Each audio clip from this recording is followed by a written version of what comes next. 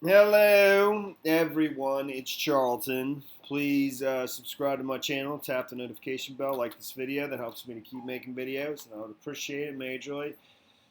So, it's being reported this morning in the last couple hours, New York Times, New York Post, it's mostly the New York Times, that the suspect shooter in Virginia Beach, DeWayne Craddock, had recently been getting into violent altercations. I think there's one in particular that was going to lead to disciplinary action. And this is with the New York Times. The New York Post is pulling it from the New York Times. And in the last 24 hours or since the incident began, obviously people immediately start to ask, why did he do this? What's his motive? What's the reason for this? And so forth. Naturally. And I don't know. The city, seemed to be fairly reluctant to point to anything of, like this. And in fact, the articles where it's a mystery, still a mystery in Virginia Beach shooting. There were several with that kind of headline.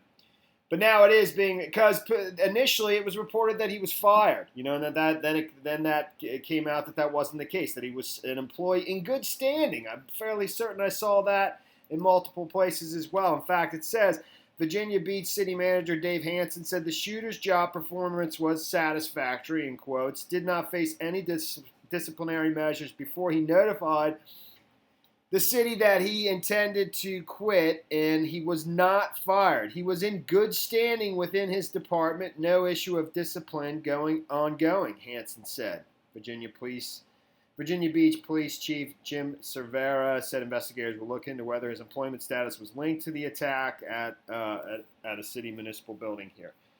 So, that seems to directly contradict what's being reported now. And this doesn't name a source. And again, the same thing. Dave Hansen, the city manager, Virginia Beach city manager, he quote, was still employed by the city at the time of the attack, according to David L. Hansen. He resigned, I believe, that day, literally hours before the rampage began. I'm fairly certain. David L. Hansen, the Virginia Beach city manager, he said he had a security pass like all employees had, and he was authorized to enter the building, Mr. Hansen said.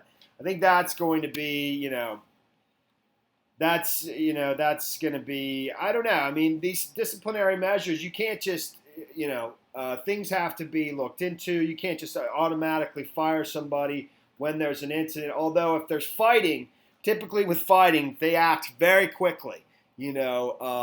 That's like one of those things with any organization, whether it's the government or some business, fighting, stealing, that's like automatic termination, and it almost doesn't even matter who started it. It's just it's very quick.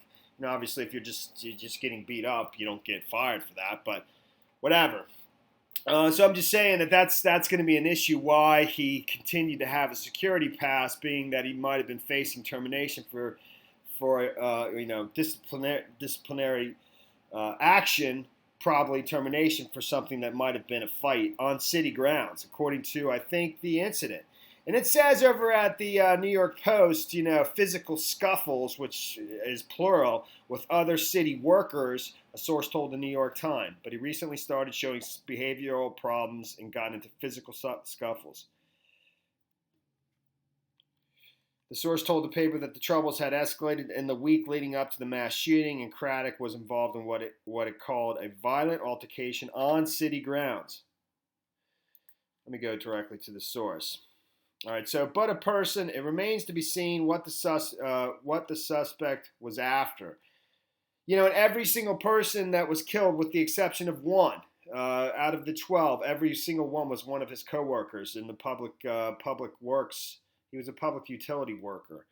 I think there's two different departments though, public works and public utilities. I'm not real sure, but I'm fairly certain that 11 out of the 12 were his coworkers. So he was not, it seems pretty deliberate that he went specifically, there was 400 employees housed in that building. He specifically went for the people he worked with, within his department. That's how it seems to me.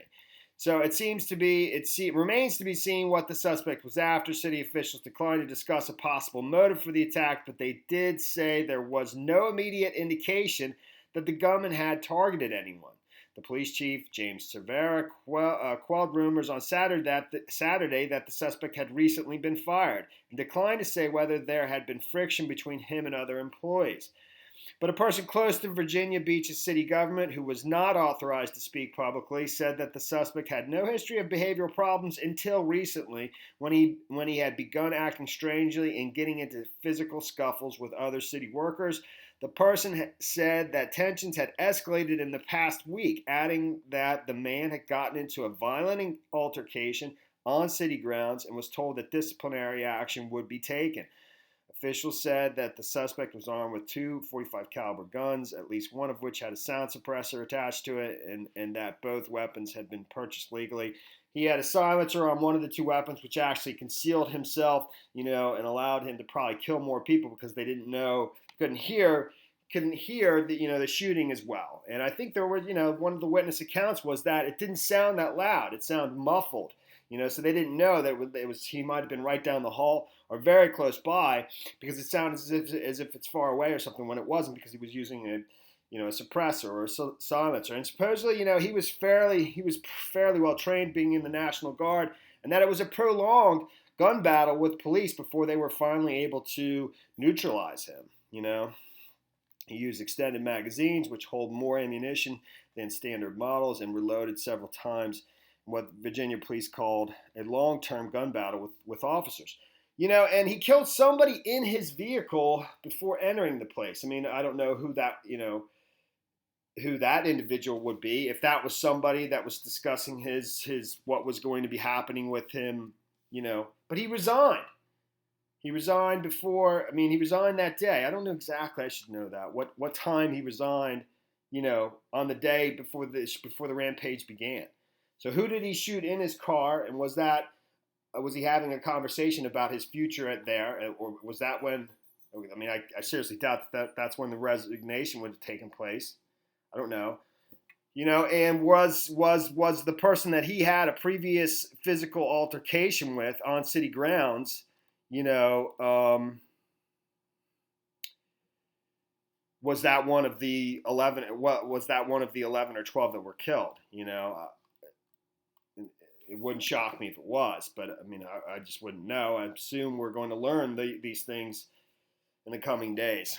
Few details in the suspect's past point to the staggering violence that would mark the end of his life. He had no obvious criminal history. Court records show only several traffic violations over the years.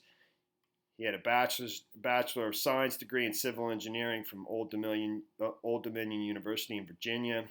Enlisted in Virginia National Guard, where he was assigned to the 1st Battalion, 111th Field Artillery Regiment in Norfolk as a cannon crew member. So I don't know, man. There's definitely a lot of questions still about what his motives were and exactly, how this kind of all came down.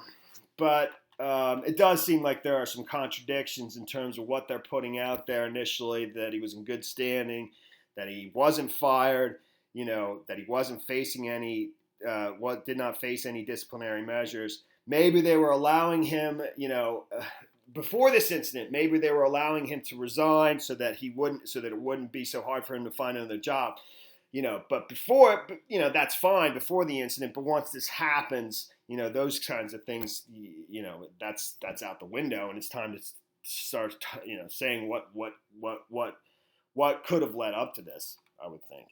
It says he emailed his resignation that morning, the morning of, Friday morning. It doesn't give a specific time, but it just says in many hours before the rampage began. Craddock had emailed a letter of resignation giving 2 weeks' notice on Friday morning. It was hours before he opened fire at the building at Building 2 of the Virginia Beach Municipal Center shortly after 4 p.m.